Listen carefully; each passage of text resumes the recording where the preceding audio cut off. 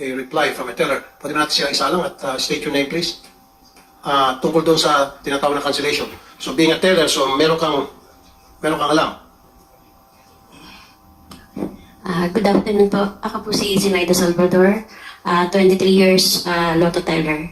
Okay, saan po kayo Lotto teller, ma'am? Makati po. Sa Makati. Okay. Nagsalita kanina si Mr. Robles tungkol Sir, sa cancellation.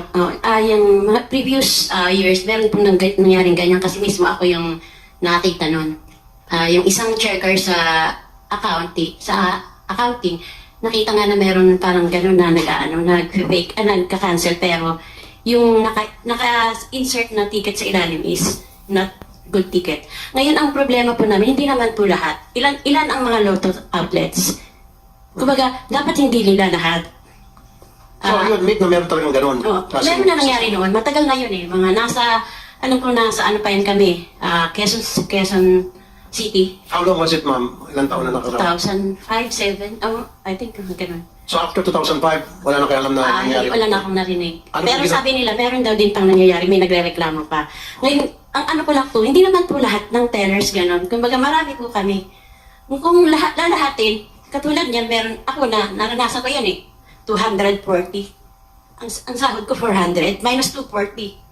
Diba? Ano na mangyayari? Bali, ang machine po ngayon, napaka-sensitive. Tapos meron pong mga, minsan may mga errors po na hindi namin kaya. Hindi namin kaya eh. Kumbaga wala kaming... control. Wala kaming control doon. Katulad sa mga printer error, sa mga thermals, yung mga scanner error. Ewan ko kung alam na nila yun, yung loob ng glass cleaner, pag yun nalagyan ng alikabok.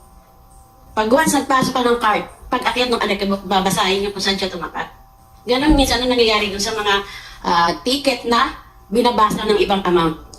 Okay. And because of that, ay nagkakaroon ng cancellation. Opo. Kayo ay, yung sasabihin kanina ni Ms. Javier, inikwitan hanggang sa ma-terminate. Kayo sa kontrata. Nung nagtanong naman po ako nung nakaraan sa accounts, tinanong ko po yan. Ang sagot sa akin ay, yung one day po na, ay yung kumbaga pag lagi na lang daw nagka-cancel, yung sa cancellation naman po, medyo hindi naman sila, kumbaga, kami yung magsasuffer. Sa cancellation kayo magsasuffer? Oo, magsasuffer. Na ibabawas po sa sweldo nyo? Bawas sa amin yun. Kasi hindi rin naman i-carry lahat ng ng agent eh. Katulad nun, meron akong, kasi may mga GCs po ako ng mga tellers. Meron doon, 6,700 inabunuhan niya. Meron 1,002. May mga records po ako nun. May mga, yun nga po ang hirap po doon sa mga, yung printer error, yun ang hindi namin kaya. Pero yung kunyari, nagmamanual lang kami, magkakamali kami. Pwede namin sagutin yun. Pero yung mga printer error, yung mga thermal error, ang hirap hindi namin control. Wala kaming control doon eh. Okay. So, 23 years po akong teller, pero ngayon lang ako nakaranas ng ganyang kalalaking So, Balan Mr. ng Robles, hirap. aware kayo doon? Yung sinasabi po ni Ms. Salvador? Yung mga Bagong-bago po yung ating PLS at we have referred the matter to them. At yung pong mga sinasite namin po ay nakadokumento po which prompted us. Yun pong sinasabi nyo ay we will have to look into yung isolated cases na yun. Pero ang nakita namin talaga, without even checking yung maliliit po, yung wholesale cancellation po. Yung po ang meron po namin nakita. We got the top 10. Tapos nangyayari lang po yung cancellation sa 2D and 3D lang po. No Well, it's a real world. Pero yung pong tinignan namin, ang majority po lang, nakita nyo 6 digits hindi nagkakamali. Meron po yun yung tinignan namin, bakit ka nagkakamali sa 2D and 3D? Sa 6D hindi ka nagkakamali. Wala ho, 0 ang 2D, 3D. Kasi malaki ho ang premyo ng 6D. Hindi ho kayang labanan yun. Yun ho ang naging explanation over the years. So yun ho talaga ang naging reason namin. Yung mga, kita nyo, 14,000 yung cancellation, 9,000 yung pumasok. Paano naman ho yun? So yun ho, indicative na yun na yung ng 4D tsaka 6D hindi nagkakamali. Bakit doon namumukod tangi lang ho doon sa 2D and 3D? Ms. Javier? GM, may we suggest po na yung mga grabe po yung cancellation, di dapat po yun sila ang tineterminate at saka po, sila na lang po yung binablock, pero wag naman po yung lahat. Kasi yung mga iba naman po talaga, kami ho, takot na takot kami na yung mag-cancel po. Hihilingin na lang po namin sana na kung may kasalanan po yung isang agent, dapat po ipatawag siya kasi nagsasuffer po yung karamihan dahil po dun sa kanilang kasalanan. Tama, I agree with that, Mr. Robles. So, yung sabi nyo kanina, identified yun ang yun din daw yung sabi mo yung lugar at mga lotto agents na palaging nagkakaroon ng cancellation. Then, yun dapat ang patatawag nyo, yun dapat ang i-terminate nyo yung kanilang kontrata. Bakit yung 2,000 nadamay? Ito po, sample. Ma'am. Sample. May sample. Ano po yung sample ni ma'am?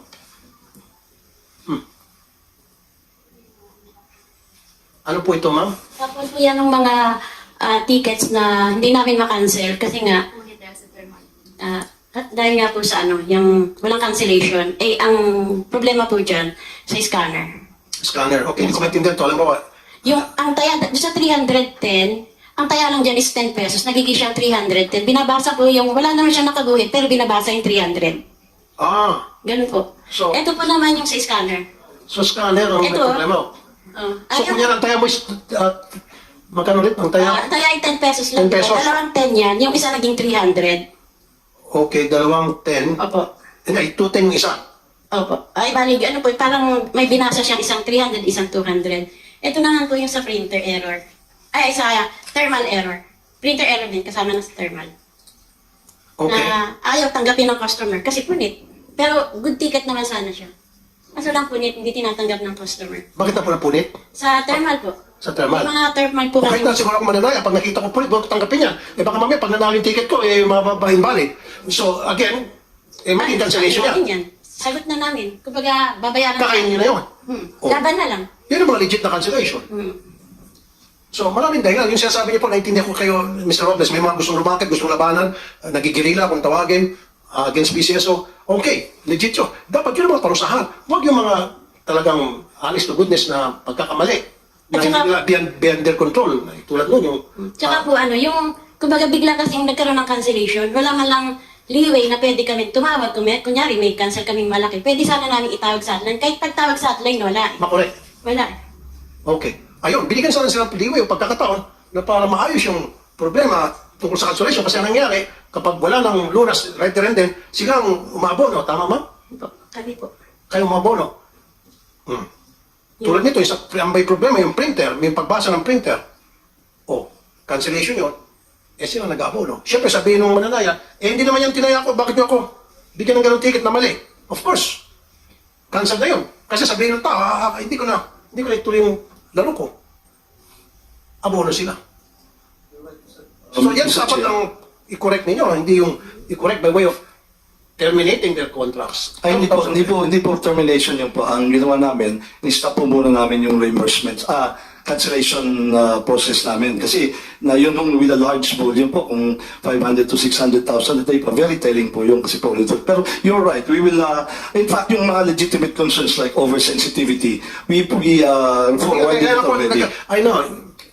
Yung nga sinasabi kanina na masyado kayo nag-ihigpit until such time na ginawa niyong rason, yung paghihigpit, na hanggang sa ma-terminate sila. Di ba? Miss Pauline, sinasabi niyo.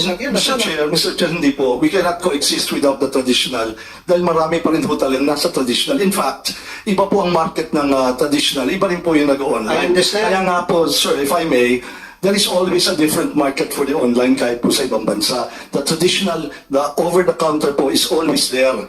Kasi po ang nature po ng mana natin is very superstitious po yan. Suki-suki po yan. So we understand that, but we will seriously look at the problems po ng mga legitimate cancellation. Yan po, I will promise you po, after this we will have to sit down on that. Maybe we put a cap on saan ang pwedeng... And then if you were to ask me, Mr. Chair, yung mga cancellation na beyond their control na may problema at PCSO, dapat ma-refund, ma-reimburse yung mga nag-abono. Ibalik yung mga pera nila. Kasi karamihan sa mga teller ay nag-abono. Kasi hindi naman nila kasalanan eh. Bakit hindi? Mr. Chairman, sino ang provider ng system sa Lotto outlets? Ito sa joint venture po. Ano pong pangalan? It's a Pinoy Lotto So yung joint venture. yung physical Lotto outlets, yung sinasabi nila na may printer, magbibigay ng thermal paper, ang provider niyan is Pinoy Lotto. So dapat ila-assess din ninyo siya anong performance ng kanyang system kung punit ang thermal paper, yung dust ay nag-accumulate, nasisira yung pagbasa ng mga QR code o whatever, mga 10 pesos, 300 pesos ang lumalabas, software problem yun. Is that your responsibility as PCSO or as a provider's responsibility? Well, yung papers po, if that is defective, then we are to blame. Pero again, kung hindi naman po yun ang reason, we have to look into it if it's really the paper. Kasi sabi ko nga sa inyo, hindi naman po across the board yung nakita namin eh. Very specific Hindi, areas po eh. alam ko yung meaning nyo, Mr. Robles, ng nakita ninyo. Siguro you looked at your computerized systems, yung online ninyo. Pero ito yung reklamo hindi nyo makikita eh. Yung punit yung papel, mali ang pagka-print, una sa lahat, di na nila rin-report eh. Hindi nyo nakita yan sa main office ninyo. Imposible na. Pero now, nalaman nila na, alam na ninyo na marami palang nagtitiis na lang, ina-absorb na lang yung loss, kasi there is no effective reportorial system. You must put one in place. Require it from that provider, Pinoy Lotto. Pinoy Lotto? Dapat galingan ni Pinoy Lotto. Tapos dapat may feature naman ng immediate cancellation. That should be a feature. The immediate one, yung pagka-place ng bet, either hindi nagbayad yung tumaya o whatever, dapat may feature na cancellation of the bet. Software. May reason. Binigyan na reason. Oh, bigyan ng reason. Bigyan ng menu of the reasons. Yes. I mean, hindi pa software na, Yes. hindi pa software. Ano sa kayo, hindi na mag-abono yung mga teller. Pacific Online Systems Corp, you know how to write code, di ba? I mean, kanda Yung Pinoy yung... Hindi, pero hindi, kasi online betting din sila eh. That's code. Madali lang yan sa code, right? Yes, Mr. Chairman. Pwede po siyang Yeah, you can give a grace period of 2 minutes. Meron siyang 5 minute na. Oh, 5 minutes, grace period. Dati po sa traditional system. Yeah, di ba? I mean, tinatanong lang kita, not as the ano, but parang as someone in the business, di ba? Parang kayang gawin yan, right? It should not be insurmountable, di ba? Yes po, So, 100%. ganun lang siguro, Mr. Chairman, to the PCSO family, itrato yung pamilya din ninyo itong mga outlets natin. Ngayon lang ba sila nagkaroon ng tayo makasalita na narinig ninyo? Wala ba tayong regular wala bang wala na intervention ng Senado, wala bang regular kayo, stakeholders forum or summit, whatever? Acknowledge AGM. Liz Gaboy, siya po ang head ng aming branch operations. He's been here for the longest time. Go ahead and state your name. Sir, I'm Remelisa Gabuyo, the AGM for Branch Operations Sector, handling all the Lotto agents po. Sir, kami po in partners po sa kanila. Lahat po ng concern nila, last December po, lahat po ng branch managers sa atin, nag-meeting po sa kanila para to address po lahat ng mga concerns nila. Please understand that we are transitioning into a PLS. So lahat po kami, October po nag-start yan. Marami po kaming naging challenges. So ngayon we are, October lang po. So we are very sensitive po, that is right. Pero po yung sinasabi nilang concerns nila, inelevate na rin po namin yun sa JV Lotto. So we are addressing po that one. Okay, thank you. Now, doon ako sa nagbumukhang kawawa yung mga teller. Ilan na po sa inyo po monitoring ang na-cancel dahil ang pagkakamali ay sa printer, ang pagkakamali ay sa system? Reported lang po nila ngayon sa amin yun eh. Siguro po may mga na-receive na po kaming about mga 25 lang po na sumusulat sa amin for their concerns na ganun po. Pero, isn't it right? Tama si Senator Coco Pimentel. Na-evaluate niyo po yung provider niyo, yung Pinoy, anong pangalan nun? Yes sir. Sir, we Kung already... kinakailang si Bakinyo at magpaano kayo muna, magpa-bid kayo ng bagong provider. Sir, we already wrote them po regarding these concerns And po. what was their answer? To the letter you said that.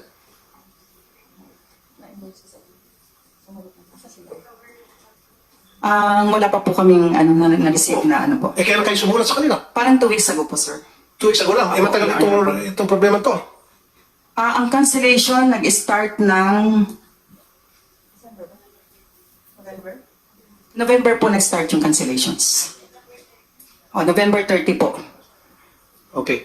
Ma'am, regardless kung magkano amount, basta yung na-cancel yung ticket dahil sa computer system, kasalanan po ng Pinoy, pangalan niya ulit? Pinoy Lotto po. JV Pinoy Lotto. Pinoy Lotto at kasalanan po ng PCSO, gusto ko po ma-refund. Basta't valid, pag may mga kopya sila ng mga ticket, pinakita sa inyo, i-refund. Wala na pong cheche-boreche. Gusto ko po ma-refund. Magkano ang sweldo ng mga teller? Below minimum, kung minsan wala pa sa minimum. Pagkatapos, dudugasan pa. I-refund. Nga pa pa. $400 na rin, tapos mag-abono siya, 500. Di ba? Refund po. Hindi ako papayag. Lahat ng mga teller na nag-abono dahil sa kasalanan ng Pinoy Lotto, magpakita kayo ng ebidensya at kailangan i-refund. It doesn't matter kung yung Pinoy Lotto mag-refund o yung PCSO. Sige po, we will take that in consideration. Lalo na po, valid talaga. Kaya nga po, sinulatan namin, we have to check kung totoo yung oversensitive kasi maaari nga naman po talaga. Sir, Sir, we will just allow us po to do the processing lang po kasi maaabuse din po. Ganyan po yung nangyari nung nakaraan po. I understand, of course, sir. Pero kaya sabi ko nga, magpakita lang sila ng ebidensya na yung cancellation ay pagkakamali ng Pinoy Lotto at ng PCSO na walang kinalaman sila. Opo, we will determine that po. We will determine that po. Once determined, kailangan i-refund sila, yung mga teller. Kasi sila po yung tinatamaan, sila po yung nag-abono. Yung po yung point ko rito. Nagkakaintindihan po ba tayo? Okay? So, Ms. Salvador, okay sa inyo? Itong soli ko na pong ticket nyo? Okay, resibo niyo po ito para maka-refund po kayo. Sa hindi po yun, oh, ilang hundred yan. Kasi yung iba, sir, naitapon na. Wala na. Naitapon Walang problema. Wala na kami po. Wala na, paano yun? Wala bang way na malaman yun, Mr. Robles, sa computer? Oh, sige po, ipakita natin yung sa PCSO later para makita.